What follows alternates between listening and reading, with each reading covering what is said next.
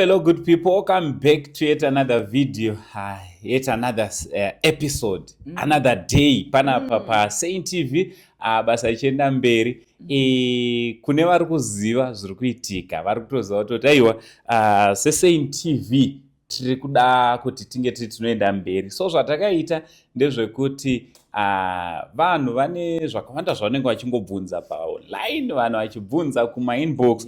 Isusu takabataona kuti mimwe yemibvunzo yamunobvunza isu hatiikoni ba. So zvatisingaikoni ine vanoikona kuipindura vakadzidza nezvazvo.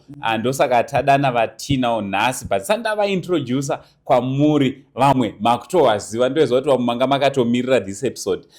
Vamwewo muri kutanga vaona nhasi. Ndoziva kuti mapenza kuona this episode muchazonotsvaga mama episodes atikaita nawo. Chekutanga makadii kwese kwamuri. Yes, my name is Uncle Saint as always. Chanzva chamai venyu chigotwe mbamana mama.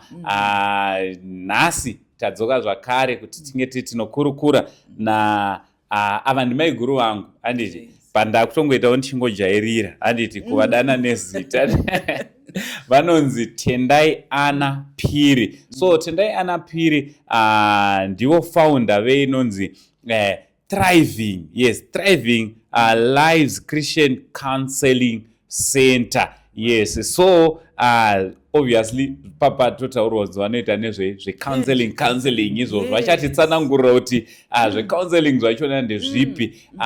Maiguru tinokugamuchirai zvakare. Wow. I don't take this for granted at all, man. Amen. Thank you so much.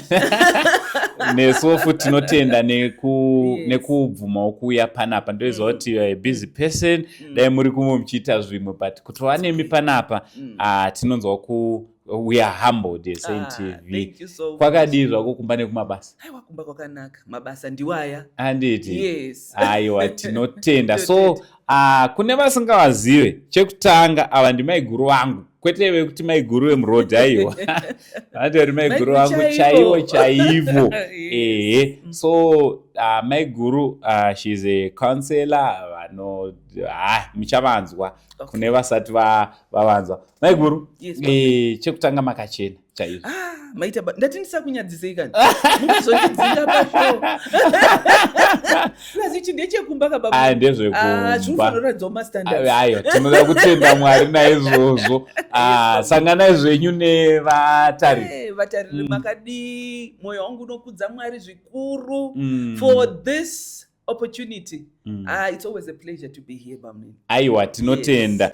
Maiguru vangu vamuri kuona ava vari presenter futi kuStar FM, vane mashows. Ndofunga vamaingonzwa zita moza kuti muradio pampachona wakutoziva munhu but usingamuzivi. Kana voice unotoriziva. Nekasekero asi face yacho usingaizivi. Yes.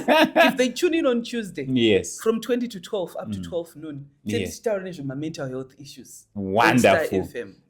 Tine video ratikatomboita tichitaura pamusoro pe youth mental health. So it's another episode which you have to watch. Maybe watanga nerino here. Uchibva panapa totsvage video iroro zvinokuita zvakanaka. Maiguru, yes, kune vasinganatsokuziva chimbozivisai zvishambisho. Indanzwa muchiti muri chigotwe nhai. Manje ndiri chidangu. Out of 7 children, I'm a mother, I'm a wife to Charles Phiri. The Lord blessed us with 3 children. Amen. Yes, besides Thriving Lives Christian Counseling Center, I'm also a lecturer in Timfa Christian University, USA. We do this online. I train Van passion to help people. It could be mental health issues, it could be marital, it could be in families. Plus, I'm a lay preacher. I'm also a conference speaker. So I hate that. But I hope vabato. I'm also an author, Bamni. I write books. Amen. Yes. Aiwa, zvinhu muri kuona kuti tinombona vamwe vachiti aiwa toda kuungana semadzimai, toda kutsvaga vanotaura ava vari panapa vanokudzidzisai. Zvakare pana vamwe vasikana vanoti aiwa ini ndakuda unopinda muwaniro yangu, vanoita premarital counseling. yes, ndo basa ravo zvakawanda. Chese chinongoda kukanzeliwa ndo basa ravo. So nhasi tati tidzoke zvakare tizokurukura tiri panapa. So nhasi toda kutaura pamusoro pemashoko akati wandei. Toda kuti titaure pamusoro inonzi infidelity. Infidelity toda kuti titaure zvakare pamusoro inonzi emotional affairs. Tobva tataura zvakare pamusoro inonzi digital betrayal.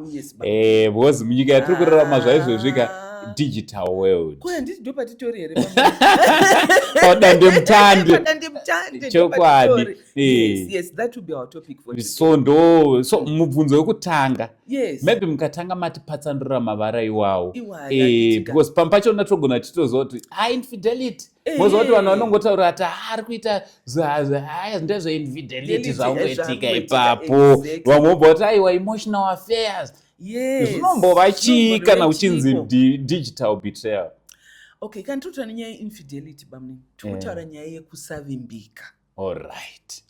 Une mudzimai kumba, une murume mumba, pamwe mutori murelationship bamwe mazvano zviri kuitika ka mutori mune relationship, a serious relationship, but munhu you are not faithful, hausi kugonyera pamwe. Handiti zvonzi chizingizi gonyera pamwe, maruva enyika wapere. And then kana takuti emotional affairs bamwe, emotions, ma-feelings. Alright. Ma-feelings handiti saka ndo atiri kutaura nezvawo ma-affairs iwayo uri kuita ema-feelings ndo auri kuita. And then kana tautaura nezve-digital world bamwe tiri kutaura nyaya zvatiri kuita kaizvozvizvi ezvinoizvi kusavimbika, kusatendeka. Hakusisiri kwekuti vanhu vari kuonana face to face. Mafoni bamwe aparadza mamarriage. Panovhurwa hombe. Pari kuvhurwa hombe pamafoni. Saka ndo zvatinoda kutaura nezvazvo nhasi. So tichitanga regai tibve tatongoti turi munyaya yachona. Titange nei iri pamberi pachona inova iyo yeinfidelity. Tiri kutaura nyaya yekusavimbika. Kuti aiwa ndini ndakazvisarudzira ndega munhu wandiri kufambidzana naye. Ndini ndakatoti aiwa mudzimai ndikatonorora. Exactly. Ndikatoshanda kuti ndinotora mudzimai auye kumba ndakuti chigumbumba panze. Izvi zvingadaro zvimwe kuti chigumbumba kunze bamnini. Hausi kubudaba. Alright. Uri mumba macho. Alright. Asi uri kubuda uri pai? Uri pafoni. Pafoni futi. Kurova kuti zvawedzera. Zvasiyana nekare kwekutoti aitowana tiri kutoziva kuti hapa. Kwete kuti munhu munaye but asipo. Exactly bamnini. Uri marriage but uri lonely zvako. Saka ngatimbotangei neipapo. Bamwe I always want to go back to counseling. Alright. Because zvimwe zvinhu ukaona zvichiitika ma-symptoms. Saka isusu hatidi kukansela ma-symptoms bamnini. Tida kuenda kune chakonzeresa chii, chaita kuti musoro uteme chii, chaita kuti munhu ave unfaithful, asagutsikane nemunhu waakatsvaga iyeye chii bamnini. So zvinokonzeresa zvakawanda bamnini. Chimwe chekutanga nyaya yatikambotaura muepisode yema-mental issues. Kumba hauzivi kuda. Because hauna kukupiwa nababa naamai. You didn't receive love. Alright, tiri kutaura kuti zvoni iye wachona akuchizoita izvozvi kwaakabvawo makuriro. Ndiye muyuthi uyawo akakura asingadiwe. Alright. Saka paapinda marriage bamnini ari kutsvaga rudo rwababa naamai. Alright. Ari kurushaya, ari kurutsvaga mudzimai, ari kurutsvaga mumurume. Because infidelity yakweseka bamnini. Haisingori one sided kamazuva ano, yakwese nyangwe nemadzimai. Saka ari kutsvaga rudo rwababa, ari kutsvaga rudo rwaamai rwaakashaya rwuye. Arushaya pane munhu uyu. Rega nditsvage mumwe. Pamwe ndikaona anenge mutsvuku yellow bone pamwe. Otora yellow bone, zvinenge zvisiri kuita. Rega nditsvage akadai. Akakangavira. Because vazhinji they have negative thoughts bamnini. Whenever you have negative thoughts, you have negative feelings and negative consequences. So they think maybe I'm not good enough. Maybe I'm not lovable. Maybe the only way I feel loved is through sex. Yes. So they're looking for intimacy, but because already mchishona hakuna ka difference between those two words. Tinozvifananidza but zvakasiyana. Because we are called to have an intimate relationship with God. What does that mean? Automatically that tells you kuti zvakatosiyana. So they're looking for that deeper connection, that deeper love. Yaifanonge yakadzidza bva baba namai ari kuitsvaga ari kuishaya, and they end up vama habitual infidels. So usually towanzotsvaga background history yemunhu kwakabviwa. Where is mom? Where is dad? So that brings me to number 2. Okay. Number 2, it's a replicative script bamini. All right. Tarisai rudzi kwakabviwa. Unoona baba ndo zvavaita, sekuru ndo zvavaita, pamwe ari tobva ine polygamy as family. Yeah. Saka kwavari it's accepted. It's normal. It's normal. What's wrong with you? Uroti nindiwe different. Vakoma vangu they do it, baba vangu sekuru. So my replicative scripts so again we look at history yemunhu chaga history kwakabviwa nemumwe tisati tabata zvaari kuita izvozvo. And then number 3 bamwe last kuchiva kusangogutsikana nezviripo. Tombotora vanodriva haulage trucks bamwe ungodriva haulage trucks wane mazuva usiri kumba uri paroad makambona marestroom avo pavanonosvika pamatrackstop makangano ndaiva truck driver handisi kureva iwewe. Saka nyaya muri kutaura ndiri kutoinzwisisa. Amatenzisa nditi wakapaka zitrack panokwerekana pauya mumwe havanonoke motopinda muchitema hautozivi zita rake, hautozivi kana newe hauzivi zita rake. But iyoyo bamini inogona kudhilika nayo because munhu anokurumidza kufila bad kuti andatadza mandakanganisa ende anokurumidza kuregerera. Then number 4 bamini inonetsa kuti munhu aregedze maentanglements. All right. It starts off as a harmless chat bamini muri kuti vadi mukadzi uyu, it starts off as a ende zvitone respect muchitorespecta havatete. Ngatidzokereka panyaya yevhiri yatakambotaura episode imwe mokuti mai vanonakidza kutaura navo munoona sisi vechi baba. It starts as something harmless ani mukuona bamunini, and then ukama uri kutokora and you become friends. Intimacy yandataura bamunini, you find zvese zvirimo. This person understands you emotionally. Pamwe tosvika pamwe pafoni handite tuta digital shamari, you are too quiet mazano. What is it? Machats kana ekubasa, you are not commenting. This is unlike you. What's happening? Munhu anokunzwisisa mafeelings ako nyangwe pachat cheyo kana kuchechi makwayo mandizviitire pamini iwo zvikunyanya kukomenta pachat. Is everything okay? It's innocent. Zvinotenga zviri innocent, and then you feel kuti uyu munhu anotondinzwisisa kauyu emotionally. Spouse aona emumba hasi kutombozvinzwa kana uziva kuti uri kurwara makwacho mumba imomo, masilent treatment mumba imomo. This person appreciates you, accepts you spiritually. Munoconnecta, munoclicka futi. So all the 4 areas of intimacy are there. And then you enjoy being together with those people. Whereas kana uri kumba unongoti musoro wako kama musoro bhachi rako rakadai so bhutsu dzako dzine tsvina unazorongedza bhutsu pakadai. Kumba you are constantly being criticized. Also depending on your personality, pamwe you understand love through words of affirmation. Wepauri kudzoti ukugona unokwanisa iwe, and you're not getting that now from your spouse, but this person is giving you that. It could be mukadzi, it could be murume. Intellectually they've embraced your intellect. They don't compete with you. Varikutofara kuti unogona zvakati ita izvi ndonogona izvi ndonogona ita so ndatonzi munhu ari kundaksi ari muri kuona this person appreciates you, haakukriticize, haakujudge. Then in the end maybe after kana 2-3 years you are just mere close friends pamozokupinda inyu muchitema. Saka pamuri kunzisiyanai regadzanai, you are not crying for the act, no. All right. But for this friendship ndomuwane pimwe munhu anondigashira because in your own marriage you are lonely. Your spouse does mumba hamuna intimacy bamnini. Intimacy is the oil that lubricates any relationship. Motikari nyangwe kana isina oil bamnini na midrive inonoka. So that's the same even with marriage or relationship. Kuroti imwe relationship marriage inenge yakanoka injini kudhara. So ndakudze padzokurodze ipapo ndoda kuti wazukuruka mupanzwisise ipapo.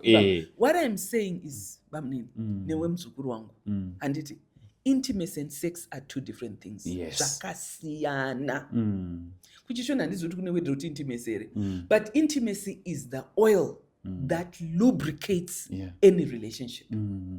The oil yatisa engine yemotikari, the oil yatisa pa machine chaiwo kana usina oil ga unojamba usone basikoro kana risina grease futi harichovheke rinobuda cheni.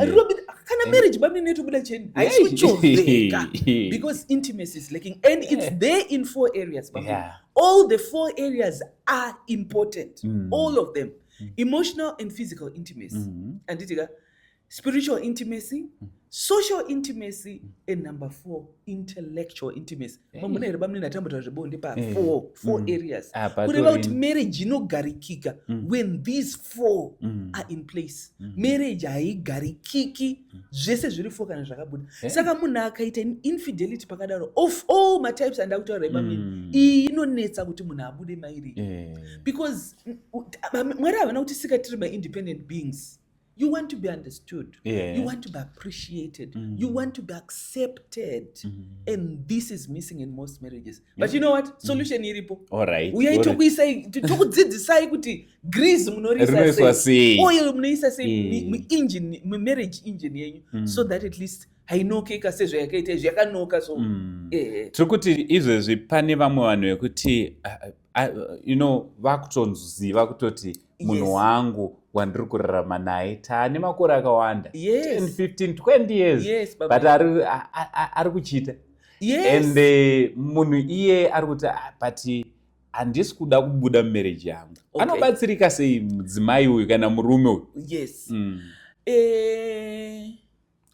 Munhu can take so much for so long. Okay.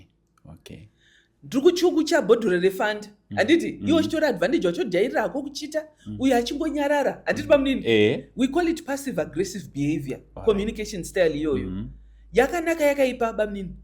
Vanyarara kwete because they are proving zvauri kuita, vanyarara for the sake of peace. But uri kuchuku chabhodhoro refund, uri kuchuku chabhodhoro rekoko, ukarivhura rite sei bamnini chivharo unogona kusatochiona. Ndo vanhu vamunoona vachiramba marriage after 20-30 years. I've had enough.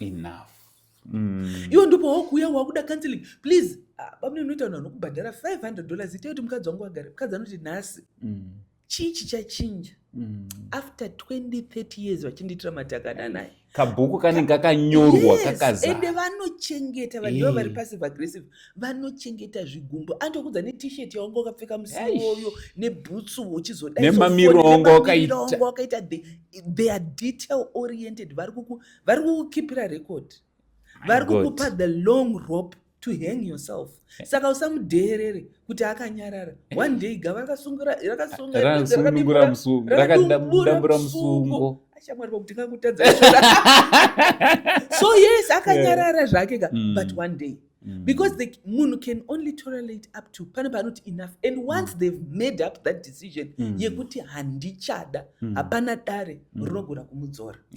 And then for arikuramba achidaro bamwe ngaatsvage help before it's too long. Because you are not only harming yourself, you are also harming your children. Unozoregreta papaya kuti ndakaitei. Because most of the times bamninka vanhu pavari kuchita kudaro, you have 80% mumba. What you don't have is 20%. Saka uri kutambudza bamnini 80%. Uchitsvaga 20%. Saka 20% yakati chiuya shachinditora. Uchazvida here? Kugara ne-20%. Usingatogara ne-80%. And kazhinji zvikutanga pafoni bamnini. And I think we need to put boundaries. When you lack boundaries bamnini, you lack respect. Phone yako chairu yatadza kukurespect. Udazoti vanhu vakurespect. Put boundaries. Kana ndau yakumba, when we are having our meals as a family, no phone. Communication is where it all begins. Alright. Tiri ipapo maiguru maita basa mabva mapinda panyaya yemafoni. Pane nyaya iri kunetsa marriages, marelationships yekusabatirana mafoni, yekuisa mapasswords, yekuenda kunogeza nefoni yake. Inyaya yekutoti izvozvi pane umwe munhu ari kutoona ka akawanda. Iyi video iro rinoratidza kuti akawanda, haasi kuda kuti foni yake itomboonekwa neari panext. Munoiadresawo sei nyaya iyoyo? Babunika kana pane chinhu china security guard imarriage. Alright. You know, pandakaverenga Malachi chapter 2 from verse 13 to verse 16. Ndoda kutaura kune mumwe mukadzi wo kune mumwe murume ari kunetseka ndozvikuita spouse yangu. Bamunini mimi makaziva kuti pana security guard 24/7. Munonetseka here? Kana madhoemba munoki here? Aiwa kana. Auki indogara mugated community bamunini. Hautombonetseki because you know that we are secured. May somebody read Malachi chapter 2 verse 13 to 16. Bamunini inondisimudzira inini. Mwari ari kutuka maprista ari papo who have been unfaithful. Ari kuti saka iye ari kukomplaina kuna Mwari kuti haukama muchagashiri chegumi chedu. Machecho kabvisa chegumi bamunini nogara ku VIP session. But Mwari is no longer receiving those. Mwari is no longer receiving my prayers avo. And they're asking Mwari kuti why? Mwari what? Because you've been unfaithful to the wife of your youth. Saka sekuruka ndikutaura vazukuru venyu Uncle Saint, vazukuru venyu ndevenyu futi ndimi madam wachona. I'm saying to some, you know what, when it comes to your marriage, I've learned kuti iyo ndio inochengetwa naMwari. Isusu tikukomblena because waona munhu ari pafoni. Malaka enda kurefer bamunini. Mwari vari kutotanga in your spirit. When you've been unfaithful in your spirit. Tavutendeka patopic yedu bamunini. My emotional affairs. Mwari is starting to judge us muma feelings mako. Pana munhu akambokunyorera yachicomplaina Uncle Saint kuti my feelings ake ndakamona. We don't complain my feelings kuti munhu has been unfaithful, but Mwari atotanga kurova kurakasha vanhu. Bamunini mbotarisai vanhu vanga vane mukurumbira vane upfumi who are unfaithful. Vakaita sei bamunini? Upfumi hwakadonha nei? Hapana chikwambo bamunini. Ndiwe wazviroya wega nekuve unfaithful. Mwari anototanga kutodisciplina vanhu when your spirit is unfaithful. Tiri papo zvakare mataura zvakanaka. Mozva kuti pamune muchitaura muri kutondiita kuti ndive nemibvunzo. Vazhinji vanotaura nyaya yemasoul ties. Kuti zoni masoul ties chii chinombonzi masoul ties, and kozoti connection yekuti zvatiri kuita semhuri zvinoconnecta papi the spiritual the physical, especially munyaya yemamarriages. Alright. Handisuzi hangu kuti vatariri vedu ndewe mazera api bamunini. But chandoda kutaura bamunini ndechekuti Mwari pavakasika bonde ndofika ndakaisa nechishona zvinenge zvakatireruke naye tikati bonde muchishona rine reason rakasikwa naMwari. Anditika rakasikwa nani? naMwari to be enjoyed mumarriage, mucovenant yemarriage. Number one reason Mwari yavakaisika, it's for sealing a covenant. Alright. Amunonyatsundinzwa bamunini. Amuna kundinzwa. Handina unatsokupapata. Number one reason bamunini. Sealing a covenant. Kuroti kureva kuti pazviri kuitika pega pega. You are sealing a covenant. Saka iwe uri kuti nhasi bamunini ndimi bamunini wangu ndotokurayira ipapa pajekerere iwe muzukuru wangu nhasi una Mary. Which covenant are you sealing? Hello bamunini. Mangwana muna Bianca. Which covenant are you sealing? Chimira imego. Tibatsirei. Aipapa pachitinonadzo tibatsirai. Because chatifanwa kuziva bamunini. Ndosaka even kuna Hebrews Mwari vachiti novo ngairege kuva nemhosva. Because Mwari will judge fornicators and adulterers. Bonde bamunini, it's physical. Anditika, it's too much for it's physical, but it's also spiritual. It's also soulish. It's three things. Kuroti anonzi munhu wese akakwana. Hazvingoitwe nebhodhi iyi iri kuoneka chete. Zvinoitwa nemweya. Nesoul yako. ipapa pamadvice ndo panozobva nyaya yemaso ties. So pamuri kudaro your tie pari kutosunganidzwa because that is a package. It's package yezvinhu 4 bamnini. Number 1 ndo saka Mwari vaiti zviitwe within mumarriage. Number 2 it's for procreation. Number 2 it's for procreation. Ipackage yakadaro. Step number 3 it's for recreation. Saka you want it for recreation only. And number 4 for pleasure. Saka iwe mukutora package iyi bamnini uri kufunga kuti uri kutora chinhu 1 which is pleasure of which ndo pleasure ndo chokutopedzisira zvekutanga ndo zviri kukosha. Saka ipapo toda kuti tibatsirwe zvakanyanya because muri kuona kuti tiri kuita dambudziko. I think it's a topic for another day. Yekuzoti pakupinda muwanano. Vanhu vari kupinda muwanano but body count panyaya dzebody count kuti chatorangarirewo pamwe pachona ari kuti pamwe achifamba ari mutauni otozosangana nemunhu pamwe wakambosangana otozofunga kuti uyu ndega andimuzvona bamnini. And also dambudziko rimwe rikuita bamnini hazvisi kungoya handiti we also talked of nyaya yedigital bamnini. Bamnini shoko raMwari pari kuti ndinovenga Mwari ndinovenga kurambana. But when you go to New Testament kune one exemption clause yekuti when somebody has been adulterous. But I like the English version inotaura about sexual immorality. Isusu shona ndio inozongo inorerusa. When you go theologians, they get a theology kabamnini. It talks of nyaye ponia. It includes everything, including homosexuality, including bamnini pornography. Go kune mamwe madudzi bamnini pornography is grounds for divorce. Yongoti ungangoramira muri motozvona pafoni yeti. But according to the word of God, pornea it's also adultery. Meso ako ndokuchivaka kwaita ura rejesu kuti handiti upombwe chete handiti but meso ako aona. So maybe there's somebody out there who is struggling. Ada kuchinja handiti tataura kuti ma-replicative scripts they can be corrected. Bamnini, what do you spend most of your time doing? Inini ndonyanyoita sei ndoswera ndichi anditi rega ndiudze vazukuru venyu mumwe izvozvo ari kungoswera ari pafoni ka anoona pornography chete pafoni. That's what they are feeding their mind with. But munhu ikabamnini haazi chirema kauyu ane mafeelings kauyu bamnini. Saka you are feeding your mind with that.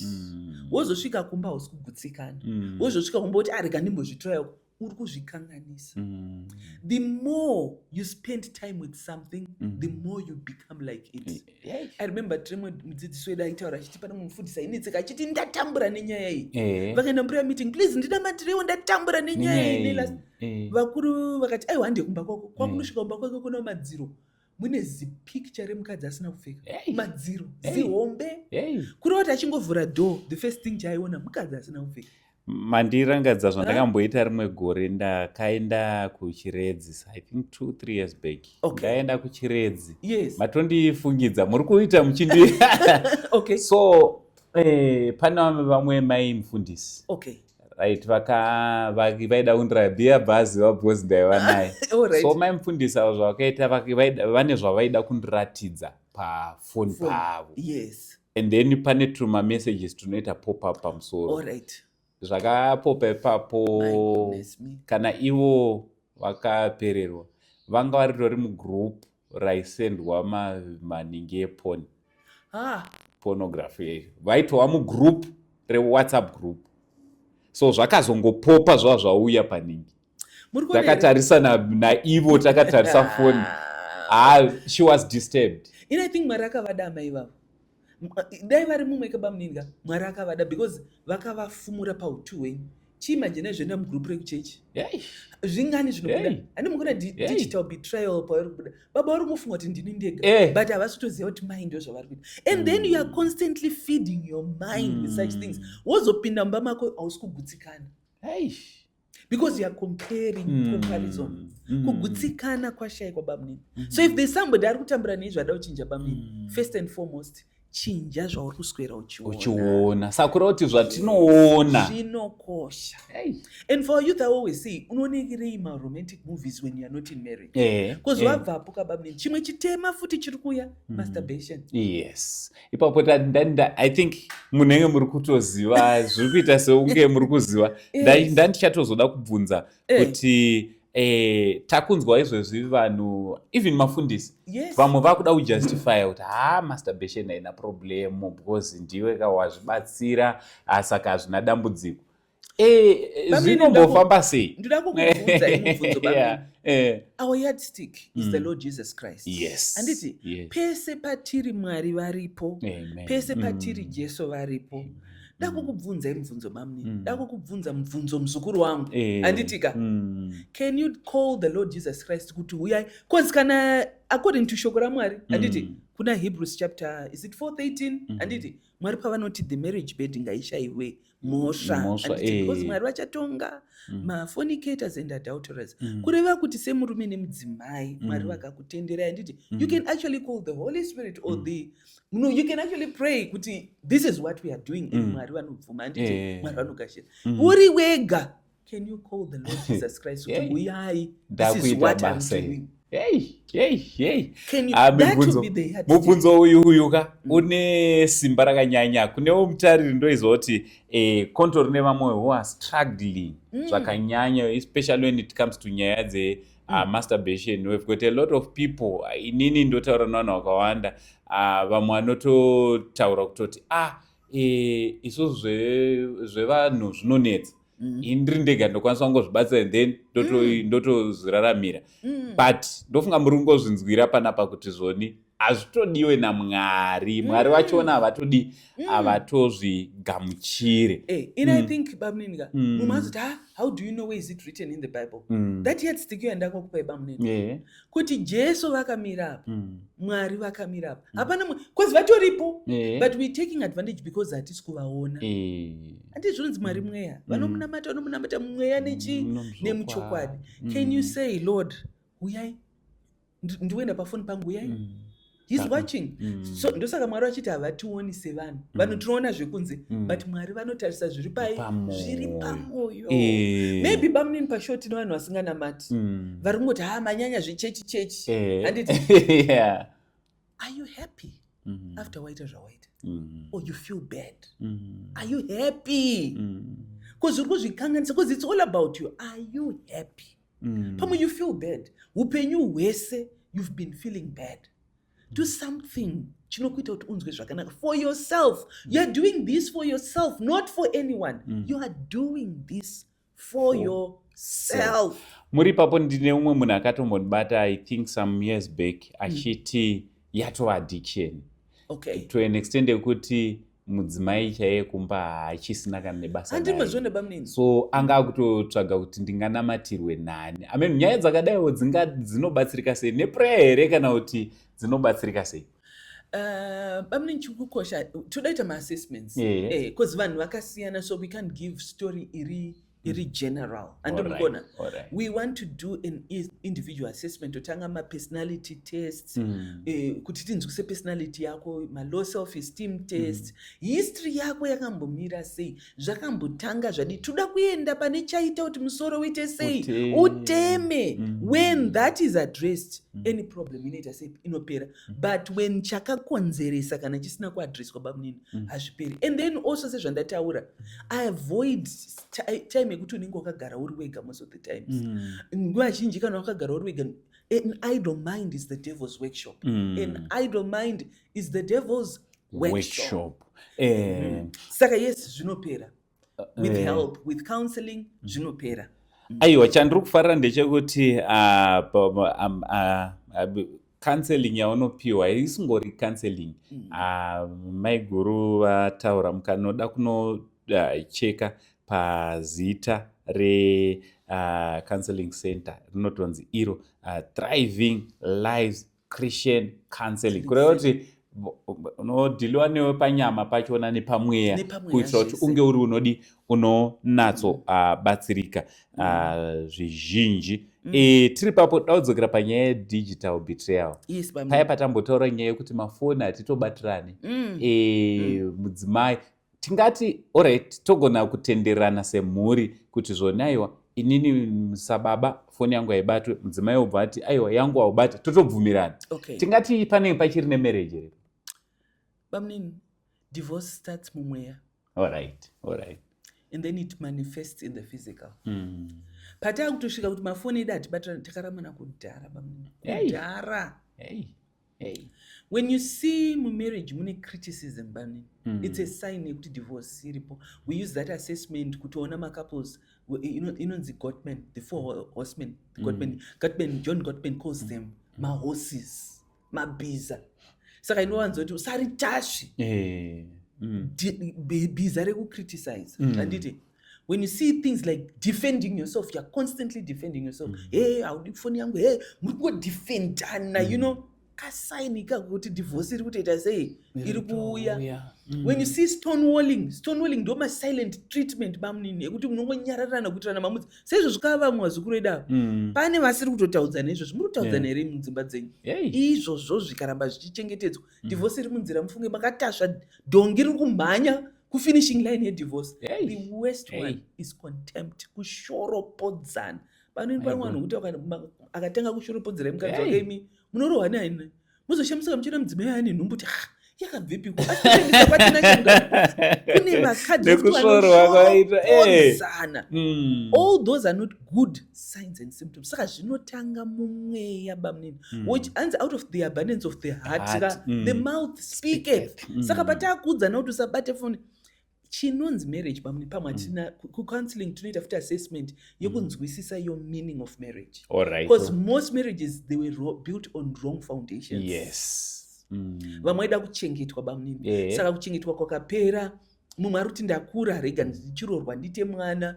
Mumwe murume ari kuti ndoda kurespectwa. Mumukadzi she wants to be provided for. Wrong foundations. So we want to assess foundation yemarriage yemuti. What does marriage mean to you? Because marriage kuna Mwari, it means you leave your mom and dad. Alright. You cleave to your spouse. Cleaving, it's soldering. Alright. Makamona simbi dzakanyatso kuti pokuti hauchiona pakatangira pamwe nepakaguma paita smooth so. Kuita pokuti hauone join. Murume nemudzimai yekuti hamuna.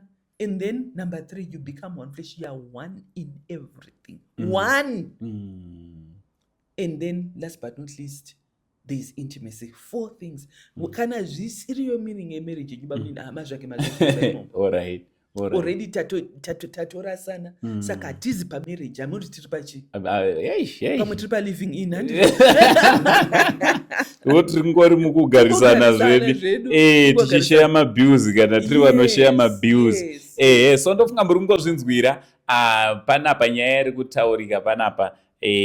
Nyaya yeinfidelity yabatwa, but unogona kunge uri unoti aiwa ndine mibvunzo yandichiri nayo. Aiwa nhamba ndo dzatiri kungoramba tingoti munge muriwa munovabata vatiri kutaura navo. Umwe pamwe wangoitangira pakati video vanonzi ivo Tendayi Anna Phiri, inini ndimai guru vangu anditi zvichidaro. So vari professional counselor. So imi zvamunokwanisa kuita havangoshande vari vega. Varipo over 40 macounselors avanoshanda navo kuti at any given time unongobatsirwa ukasvika kubasa kwavo chazokuzivisai kuti vanobatika papi sei. Saka imi rambai makagara muchinzwa nyaya dziri panapa. Also makasununguka kunge muri munowanyorera mibvunzo yenyu nekunyorawo comment section, tinoverenga tozovabvunza totaiwa maiguruka onaika zvavari kutaura vanhu pamusoro petopiki iyaya zvichidaro. Tiri papo mongoita round off mobatanidza kuti zvese zvatanga tichitaura.